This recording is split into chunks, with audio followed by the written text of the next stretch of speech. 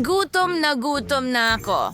Gusto ko ng burger. Sige na, lutuin mo para sa akin. Siyempre, magkakaroon ako ng matamis na burger. Kumuha muna tayo ng Skittles.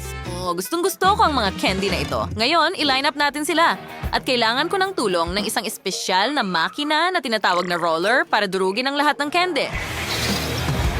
Magaling! Ipatong natin ang mga candy sa ibabaw ng isa't isa at ngayon nakagawa tayo ng Skittles burger. Hindi ba't kamangha-mangha? Oh, wow, Vivian! Napakamalikaing ideya niyan, pero nagpasya akong gumawa ng pancake burger. Una, gagawin natin ang mga kamatis na ganyan lang. Gagamit tayo ng kulay na masa para iguhit ang mga ito. Oh, ang ganda nito! Huwag kalimutang baliktarin ang mga ito. Ngayon, gamitin natin ang masa para gumawa ng letsugas at pipino. Ganyan lang. Perfecto! At huwag kalimutang baliktarin ang mga ito. Susunod, idagdag ang keso.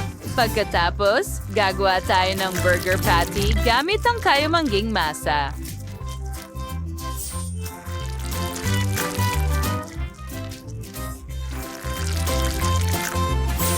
Gumawa rin tayo ng mga dahon ng litsugas. Sige, ganyan lang. At isa pang lilim ng berde sa loob. Ngayon, susubukan nating buuin ang pancake burger. Sige, ganito lang.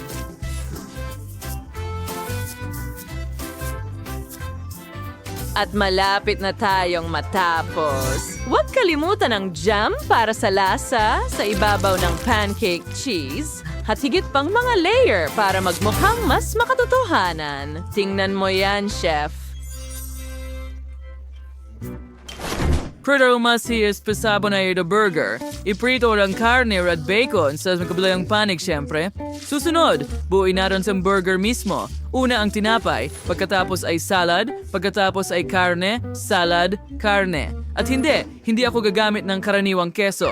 Nakakatakot iyon. Yagurdiur ko nung now. Ilagay ang bulog na hugis. Spur, pagkarapos sa keso. Not now, masarap na keso sa ibabaw. At ilagay ang bun sa ibabaw din. Wow! Ang bango! Ano yan? Mini burgers? Subukan natin. Lasang Skittles. Ano pa ang meron dito? Oh, interesante yan! Isang pancake burger. Masarap! Gustong-gusto ko ito. At ang huling burger ay parang totoong burger. Oh, may sarsa mula sa bun. Wow! Subukan natin ito ngayon. Oo, napakasarap at makatas. Gustong-gusto ko ito. At sino ang nanalo? At iyan ang chef. Talaga? Ito ang aking pangalawang tagumpay. Huray, mabait akong bata. Pwede mo ba akong gawa ng hotdog? Pakiusap? Nasa akin ang gawain. Ikaw. Well, akin ang mga itlog. Hindi, ibigay mo sa akin. Ayan na. Kailangan ko sila para sa pagluluto ko. O, sa wakas, basagin natin ito sa ulo mo muna. Basagin ito sa mangkok at gumawa ng masa. Sige, mahusay. Kaunting harina rin. Ano? Hindi! Akin ito. Nakuha mo ba? Malakas ako. Magbibiyak ako ng 2 itlog sa harina at magmamasa ng dough din. Ayan na. Sige. Tanging malalakas na kamay lang ang makakagawa ng perpektong dough. At syempre, ang iyong chef ay walang iba kundi malakas. Oo, gumagana ito. Aray, ayan na. Lahat ay umiikot. Oh, well, ang mga hotdog buns ay magiging hugis aso. Ayan na, at diretso sa oven ang mga ito. Oh, huwag kalimutang gumawa ng butas sa gitna, syempre. Perpekto!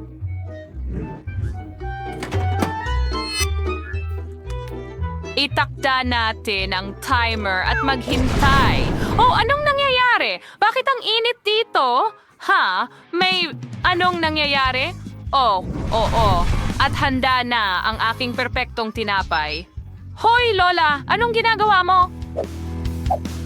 Tingnan mo yan. Hindi ba masarap? Meron akong mga hugis aso. Hindi, mas cute ang akin. Tama na. Anong nangyayari? Sandali, bakit amoy sunog? Hindi. amoy napakasarap talaga. Oh, alam ko na ang gagawin ko. Lolokohin ko sila. Habang nag-aaway sila, matitikman ko ang kanilang mga tinapay. Ang sarap at bagong gawa. Sa tingin ko, kay Lola ang pinakamahusay. Oh, kita mo? Sabi ko sa'yo. At nagnakaw ako ng ilan mula sa'yo para hindi ko na kailangang gumawa ng masa. Kita mo? Kailangan kong putulin ang mga sobrang bahagi. At ngayon, makakagawa na ako ng napaka-orihinal na hotdog. Tingnan mo yan, 2 sausage sa isang car bun. Anong nangyayari? Mga kaibigan, kailangan ninyong itigil ang pag-aaway. Sige na. Lola, gawin mo ang hotdog mo. At ikaw, chef, gawin mo ang sayo. Oh, tama ka, mahal. Ganyan lang, nilagay ko ang 2 sausage sa loob at pinuhusan ng mga sarsa, ketchup at mustard. Siyempre, huwag kalimutan ng keso sa ibabaw. At heto na, chef. Hindi ba't mas maganda ito kaysa sayo? Oo, chef. Ngayon gawin mo ang sayo at titingnan natin kung alin ang mas maganda. Oo, sige. Well, may dala akong cool na sausage. Ilalagay ko ito sa loob. Ngayon, kaunting keso, kaunting perehil, kaunting sarsa, at syempre, pritong sibuyas. Ngayon, kailangan natin itong ilagay sa barbecue at hintayin na maging malutong. Oh, oo, at handa na ito. Salamat. Ang daming usok. Well, kain na. Wow! Ang daming iba't ibang putahe. Oh, ang daming usok. Sige, chef, ano yan? Mukhang masarap. Tikman ko nga. At masarap nga. Sige, lipat naman ako sa matamis na hotdog na ito.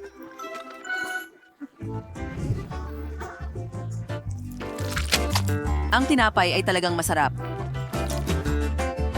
At tingnan mo ang kotse na may 2 sausage na papunta sa trabaho. Ang galing! Nanalo ka, ate. Talaga? Ako? Yay! Salamat. Magaling ang ginawa ko. Tuway istuhaon sa pagluluto. Gusto ko ng waffles. Gawin natin ito. Magandang ideya! Magluluto tayo ng waffles. Kailangan ko ng masa. Pisilin ito sa waffle iron. Magaling! Perfecto! Ngayon isasara natin ito at hintayin itong maluto. Hoy, ang masa ko. Kailangan ko rin yan. Ipisil mo sa waffle iron? Chef, may problema ba? Oops! Oh, ang masa. Ito ang kailangan ko. Subukan natin ito. Ang sarap. Anong ginagawa mo, mahal? Kunin mo na lang ang mga ice cream na ito. Siya na. Mas mabuting subukan mo ang ice cream, baby. Sandali, ano yung amoy? Oh, nakahanda na ng chef ang isang tumpok ng waffles. So pa ngayon, kailangan kong pindutin ang tsokolate. So ilagay ang tsokolate sa press at bisilin ito sa ibabaw ng waffles. Oh, mahusay. Yan ay malaking serving ng tsokolate. Spaghetti sa ibabaw. Pagkatapos ay kunin natin ang pulbos na asukal. Perfecto. Ibudbud natin ito sa ibabaw at magdagdag din ng makukulay na sprinkles. Ganyan lang at tapos na. Lola, ano ang niluto mo, ha? Adiri, ha? Mayroon na akong nakahandang waffle. Ayos, perfecto ito. Ngayon kunin natin ang gilingan ng karne. Kailangan kong paikutin ang hawakan na ito. Oh, oo. Pagkatapos, lahat ng ilalagay ko ay magiging pino. Oh, nahihilo ako. Ilagay natin ang mga raspberry sa gilingan ng karne. Ngayon, gilingin natin ito. Perfecto. Takpan ng isa pang waffle. Ngayon, kunin natin ang mga blueberry. Durugin din ang mga ito. Sapat na iyan. Perfecto. Takpan ito ng isa pang waffle. Ayan na. Idedekorasyon ko ito ng sariwang berries. Maglagay ng ilang strawberries, raspberries, at blueberries. Magdagdag ng ilan sa gilid. Dagdagan pa. Gusto mo ba ng pulot? Salamat, Lola. Ang sarap niyan. Sandali, inihanda na ng chef ang lahat, pati na rin si Lola. Wala pa akong nagagawa. Kailangan kong ayusin ito agad. Sige, may ice cream ako. Ilagay natin ito sa plato. At ngayon, gamitin natin ang pandekораsyong hiringgilya. May butas dito. Okay, gamitin natin ito at lagyan ng tsokolate sa ibabaw. Magaling! Ngayon, waffle sa ibabaw at narito ang cute na ice cream. Wow, ang daming iba't ibang waffle. Wow, At ano ito? Sige, subukan ko nga. Wala masyadong lasa. Okay, pero ano ito? Oh, ice cream yan. Masarap. Napakasarap. Ayos lang yon. Ngayon, subukan ko itong mga waffle. Oh, ang daming sariwang berries. Gustong-gusto ko sila. Ngayon, subukan natin ang mga waffle mismo. Oh, masarap din yon. Gusto ko ang mga palaman. Masarap. O, paano naman itong malaking tambak ng mga waffle? Subukan ko yan. Wow. Chocolate ba yan? Chef, ikaw ang panalo. Sino ang nagduda niyan?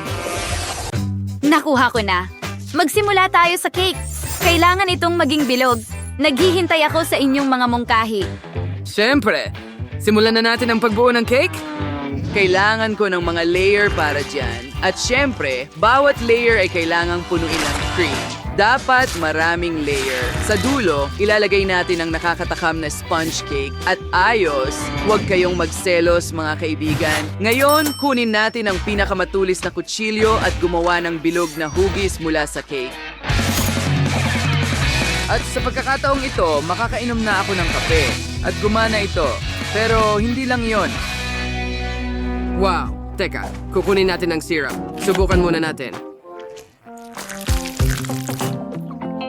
Masarap! Oo, ngayon ibuhos natin ang 2 uri ng syrup. Oh, mahusay! At 2 pa, super! Takpan ng 1 piraso ng sponge cake.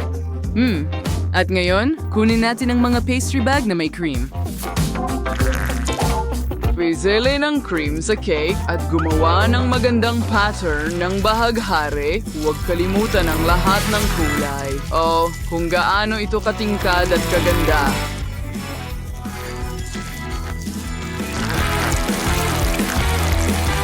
Natutuwa ako. Hoy! Ano ito? Tsokolate? Sino ang nagdumi sa akin?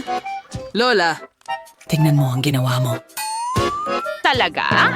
Sige, punasan natin ito. Pasensya na. Huwag mong gawin yan. Sige, pagpatuloy natin ang pagluluto. Gagamit tayo ng tsokolate. Una, kailangan natin i-tunwait. Ganyan lang. At subas, magdagdag tayo ng pulot sa mangkok. Haluin natin ito ng mabuti. Oh, ang bango.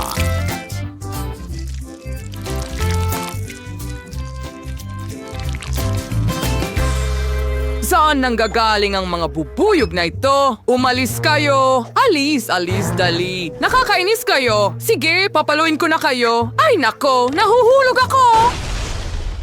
Oh, ano yung ugong na yon? Oh, nadapa ang chef. Well, nangyayari yan. Ipagpatuloy natin ang pagluluto ng cake ko. Naging cool na chocolate jelly ito. Kailangan itong ibuhos sa loob ng cake. Ganyan lang. Maganda. Susunod, bagburan ang cake ng chocolate shavings. Oh, kamangha-mangha. Ang cake ay parang isang malaking candy. Wow! Oh, anong ganda? Ano ang ginagawa ng apo ko? Oh, Martin, hayaan mo akong tulungan ka. Mahal, laging nandito si Lola para sa'yo. Tingnan mo, nagawa kong buksan ito. Salamat, Lola! Subukan natin ang gum. Masarap. At ngayon, kailangan nating pisilin ito sa cake. Maganda, di ba? Sandali, iyon na ba lahat? Tapos na ba?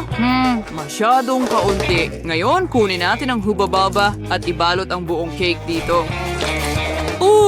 Ang bilis niyan. Super! Lola, nakuha ko na. Tingnan mo. Mabuting bata. Oh, anong nangyayari? Hintayin mo ako. Nandito ako kasama mo. Sige, Jennifer, ito na. Wow! Ginawa mo ba ito lahat para sa akin? Astig! Simulan natin sa pink na cake. Hayaan mo akong hiwain ito. Ano ang nasa loob? Wow, pink jelly? Astig! Subukan natin! Teka, ito ay gum. Makakapagpalobo ako ng bula. Astig. Subukan natin ang mismong cake. Masarap ito. Ngayon naman ang tsokolating cake.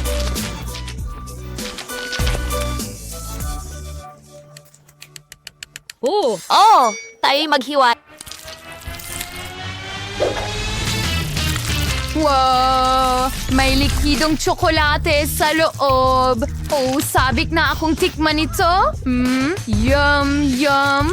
Mahilig ako sa tsokolate. Ang sarap at samis. Oh, talagang nagustuhan ko ito. Ano pa ang nandyan? Wow. Oh, ito ay isang rainbow cake. Tingnan natin kung ano ang nasa loob. Wow, isang rainbow. Napakaganda. Tikman ko rin.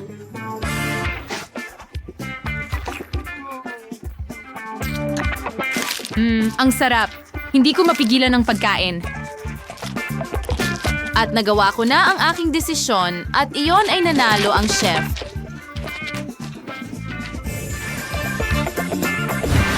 Hindi ko man lang pinagdudahan na may magandang palasa si Jennifer natin.